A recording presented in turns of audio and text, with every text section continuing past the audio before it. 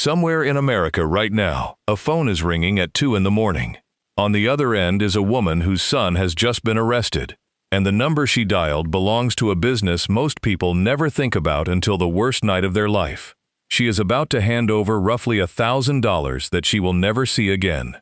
Not a deposit, not a loan, not a fee she gets back when everything works out. Gone. And the strange, uncomfortable, fascinating truth is that the person taking that money may be running one of the most misunderstood small businesses in the country. Not the villain of the story, not the hero either, but something much closer to an insurance underwriter with a cell phone and a very unusual customer base. So let's talk about what actually happens inside a bail bond business, where the money comes from, where it goes, why the margins look incredible on paper and terrifying in practice, and why an entire industry built on a 400-year-old legal concept is currently watching the ground shift underneath it. Start with the product itself, because almost everyone gets this wrong. When a judge sets bail at $10,000, that number is not a fine, and it is not a punishment. It is a financial hostage. The court is saying, "We will let you go home while you await trial, but we want assurance you'll come back, so put $10,000 on the table. If you show up to every court date, you get it all back at the end, even if you're convicted. If you vanish, the court keeps it." The problem is obvious. Most people arrested in America cannot produce $10,000 in cash on a Tuesday night. Median household savings in the United States hover around a few $1,000s, and the population moving through county jails skews dramatically poorer than the median. So a market appeared to fill the gap, and the shape of that market is the entire business. Here's the deal a bondsman offers. You pay me 10%, $1,000 on that $10,000 bail, and I will post the full amount with the court on your behalf. I take the risk. You go home tonight, and that $1,000 is mine forever, no matter what happens. Show up to every hearing, get acquitted, live a blameless life. The $1,000 is still mine. That percentage is the premium, and it is the beating heart of the business model. It is not interest. It is not held in escrow.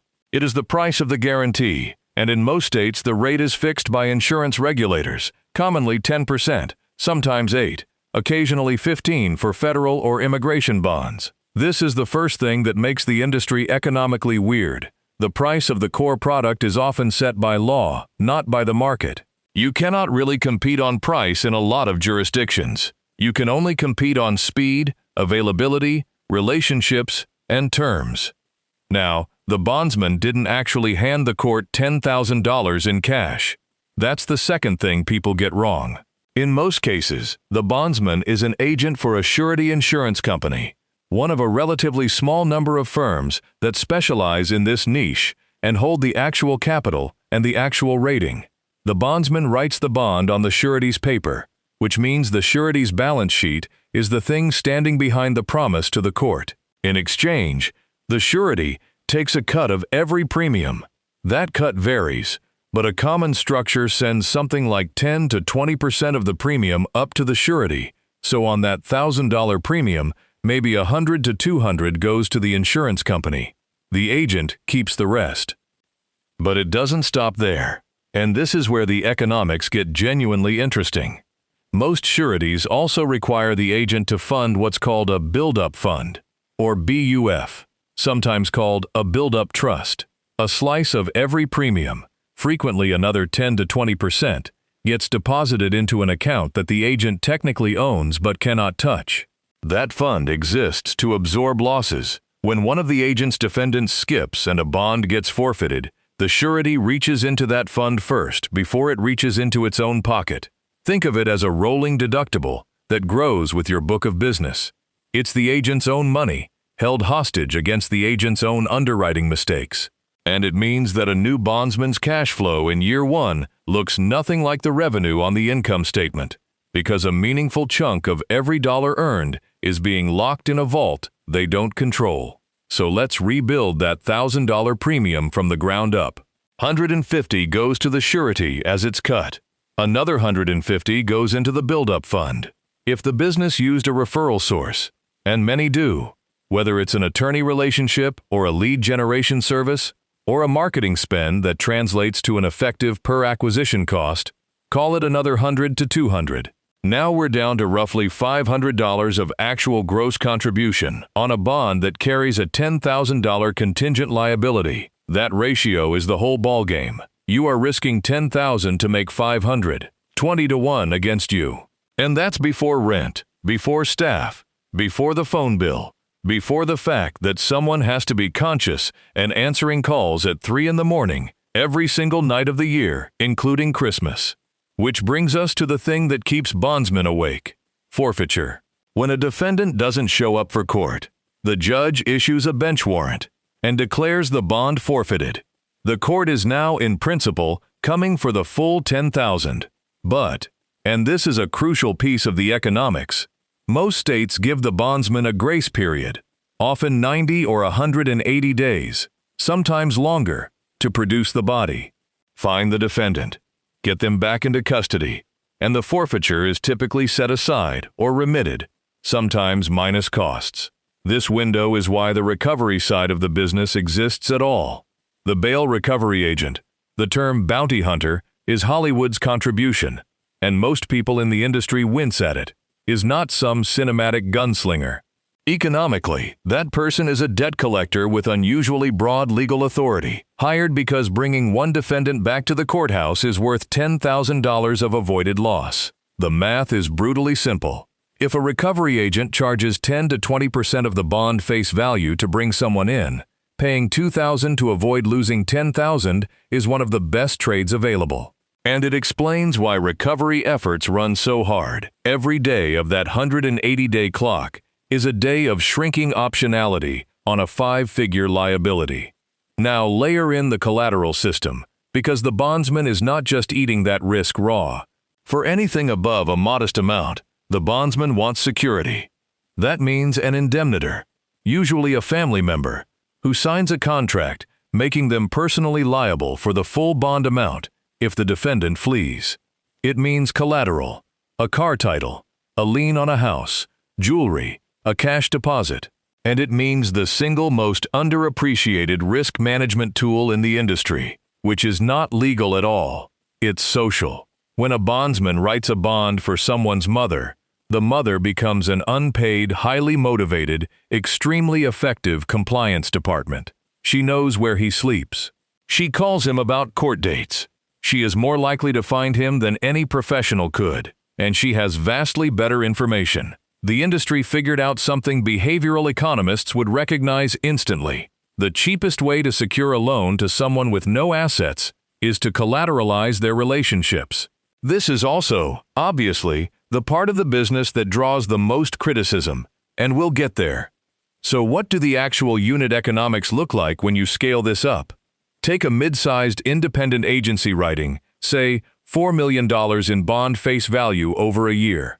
At a 10% premium, that's $400,000 in gross written premium. Strip out the surety cut and the build-up fund, and you might be looking at $280 to $300 in retained revenue. Now the costs. Rent near the courthouse, because proximity is a real competitive advantage, and always has been. Licensing and continuing education in every state you operate. Errors and omissions coverage. Software for tracking court dates, which sounds trivial, and absolutely is not. A missed calendar entry is a 5-figure event. Staff, and specifically, staff willing to work nights, which carries a wage premium and a turnover problem. Marketing, which in this business means a genuinely strange mix of billboards, jail phone advertising, courthouse relationships, and increasingly aggressive competition for search traffic, where a single click for a high-intent bail bond search can cost more than a click for many financial products, because the lifetime value of that customer is high and the moment of need is so acute. Add it up, and a solo operator might clear a very comfortable living. A multi-office operation with 15 employees is running on thinner margins than the 10% headline would ever suggest. Then there's the part almost nobody outside the industry knows about. Most premiums aren't paid in full. The whole premise of the business is that the customer doesn't have money, so the industry does what every business serving cash-constrained customers eventually does. It finances. 10% down on the premium, the rest on a payment plan. Which means the bondsman is now simultaneously an insurance underwriter and a subprime consumer lender, holding receivables from a customer base facing criminal charges, legal fees, possible job loss, and every other financial shock that follows an arrest. Collection rates on those plans can be genuinely poor. Some agencies write off a substantial share. So the real revenue isn't the premium written, it's the premium collected. And the gap between those two numbers is where a lot of businesses that looked profitable quietly weren't. This is also why so many operators run their books on a cash basis, and why an outsider looking at an agency's top line can badly misjudge what they're buying.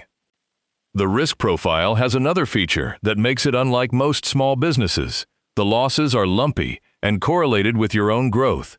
A stable agency writing small bonds for local defendants with deep community ties can go years with a forfeiture rate near zero. Then the operator gets ambitious, writes a $100,000 bond on a defendant with no local ties and thin collateral. That defendant leaves the state, the recovery fails, and a single decision erases 3 years of profit. The temptation is structural. Big bonds carry big premiums. The marginal effort to write one is about the same as a small one, and the loss is invisible until it isn't. Underwriting discipline is the only real moat in this business, and it's a moat made entirely of the operator's willingness to say no to revenue that's sitting right in front of them at 4 in the morning while a crying family says please. There's also a cash flow rhythm worth understanding. Arrests are seasonal and cyclical, in ways that are surprisingly predictable. Weekends, holidays, warm weather, the local economy. Revenue arrives at the moment of the bond. Losses arrive months later when a court date is missed, and remission, getting money back after a successful recovery, arrives months after that. So the business has a natural tendency to feel richest right before it feels poorest, which is the classic setup for undercapitalized operators to overexpand at exactly the wrong moment. The agencies that survive decades tend to be the ones run by people who are almost pathologically conservative about their reserves, and who understand that the build-up fund isn't an annoyance imposed by the surety. It's the thing that saved them in 2009 and will save them again. And now the part that changes everything. This entire industry rests on a legal structure that only 2 countries in the world use in a meaningful way: the United States and the Philippines. Everywhere else, commercial bail is either illegal or non-existent, and courts manage pretrial release through other means, which raises an uncomfortable question for anyone valuing this business. What is the terminal value of an industry whose product exists because of a policy choice that most of the developed world has already rejected? Over the past decade, that question stopped being theoretical. New Jersey overhauled its system, and commercial bail there collapsed to a fraction of what it was. Illinois eliminated cash bail entirely with the Pretrial Fairness Act, which took effect in September 2023, the first state to do so, and with it, eliminated the market that bondsmen there had operated in for generations.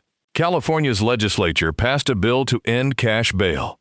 The industry funded a referendum campaign, and voters overturned it in 2020, which tells you both how existential the threat is and how hard the industry will fight. Other states have moved part way, expanding release on recognizance for lower-level offenses, which quietly strangles the small bond volume that is the bread and butter of most agencies, while leaving the high-risk, large bonds behind. So the strategic picture for an owner today is genuinely difficult.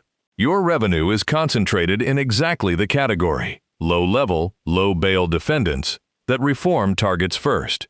Your remaining business skews toward larger bonds, which means fewer transactions, higher stakes, worse loss volatility, and a fundamentally different risk model than the one your business was built for. Meanwhile, the criticism is not going away, and some of it lands. The premium is non-refundable regardless of guilt, which means people who are never convicted of anything permanently lose money for the crime of being poor on the wrong night. The industry's answer: that it provides supervision the courts don't fund, that appearance rates for bonded defendants are strong, that someone has to bear the risk and taxpayers currently don't want to, is not a stupid argument. But it's an argument being made in a political environment that is turned, and business models that depend on winning that argument in 50 separate state houses forever are not the kind of business models you'd like to bet your retirement on. Which is why the smart money in this space is doing what smart money always does when a category matures under pressure: consolidating, professionalizing, and hedging. Larger operators are buying up small agencies in stable states at low multiples because sellers are aging and successors are scarce, and nobody's kids want the 2 a.m. phone. The technology layer is improving. Automated court date reminders alone measurably reduce failure to appear, which is the single largest input to the loss line, and it costs almost nothing. Some operators are diversifying into adjacent services, immigration bonds, which run at higher premiums and different rules, pre-trial monitoring contracts, even repositioning as compliance vendors to the very court systems that are replacing them. That last move is the tell. The most clear-eyed people in this industry understand that the thing they actually sell is not a loan. It's a guarantee of appearance, backed by capital and enforced by relationships. If the legal wrapper around that product disappears, the underlying service, making sure a person shows up to court, doesn't disappear with it. Someone will still get paid to do it. The only question is whether it's them. So here's the honest summary. The economics of a bail bond business are the economics of a small, unrated insurance operation running on regulated pricing, with a subprime lending book bolted to the side, 20-to-1 loss ratios on every individual transaction, a collections problem, a staffing problem, a public relations problem, and a regulatory sword hanging over the entire category. And despite all of that, a well-run agency with genuine underwriting discipline and real community relationships can throw off cash consistently for decades. Because the fundamental need it serves is one that nobody has yet figured out how to price at zero. It is a business that rewards patience, punishes ego, and offers absolutely no mercy to anyone who mistakes a large premium for a good decision. Whether it should exist at all is a question the country is actively answering, state by state. But understanding how the money actually moves, that's how you understand the argument, and that's how you understand what's really at stake for the woman making that phone call at 2 in the morning.